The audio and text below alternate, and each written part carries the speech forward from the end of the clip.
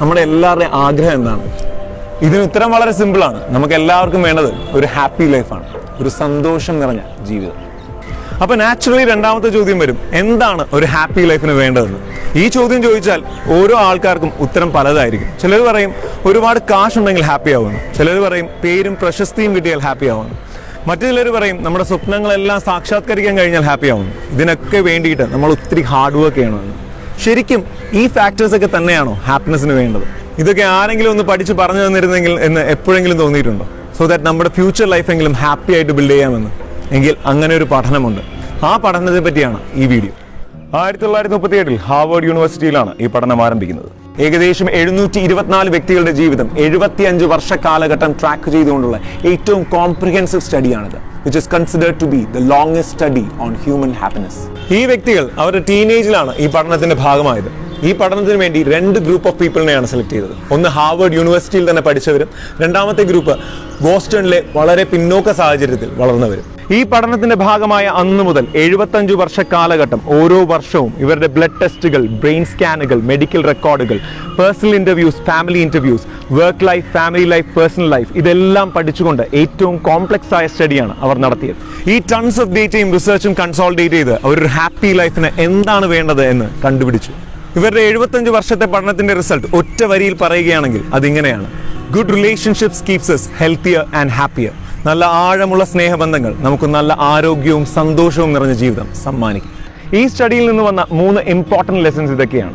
Number 1, ഏറ്റവും നല്ല social connections maintain ചെയ്ത വ്യക്തികൾ, അതായത് ഫ്രണ്ട്സ്, ഫാമിലി, കമ്മ്യൂണിറ്റി, നെയ്ബർഹുഡുമായി നല്ല സ്ട്രോങ് ബോണ്ടിങ്ങും റിലേഷൻഷിപ്പും ഉള്ള വ്യക്തികൾ കൂടുതൽ ഹാപ്പി ആയിരുന്നു, കൂടുതൽ ഹെൽത്തി ആയിരുന്നു, അവരുടെ ലൈഫ് സ്പാൻ ലോങ്ങർ ആയിരുന്നു. അതേസമയം ഏകാന്തത അനുഭവപ്പെട്ട വ്യക്തികൾ ലെസ് ഹെൽത്തി ആയിരുന്നു, ലെസ് ഹാപ്പി ആയിരുന്നു, അവരുടെ ലൈഫ് സ്പാൻ ഷോർട്ടർ ആയിരുന്നു.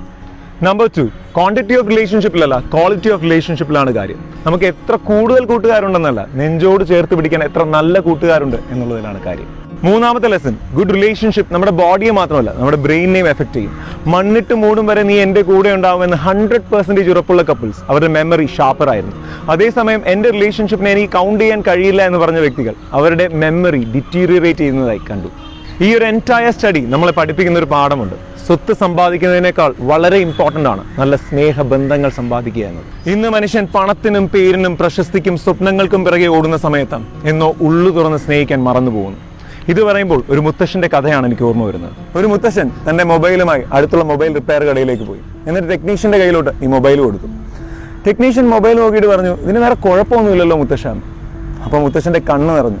എന്നിട്ട് അദ്ദേഹം പറഞ്ഞു, എന്നിട്ട് എന്താ മോനെ എൻ്റെ മക്കൾ ഇതൊന്ന് വിളിക്കാത്തതെന്ന്. ഇതുപോലെ ഒരുപാട് പേർ നിങ്ങളുടെ തിരക്കിട്ട സമയത്തിൽ നിന്ന് ഒരു ഫോൺ കോളിനായി വെയിറ്റ് ചെയ്യുന്നുണ്ട്.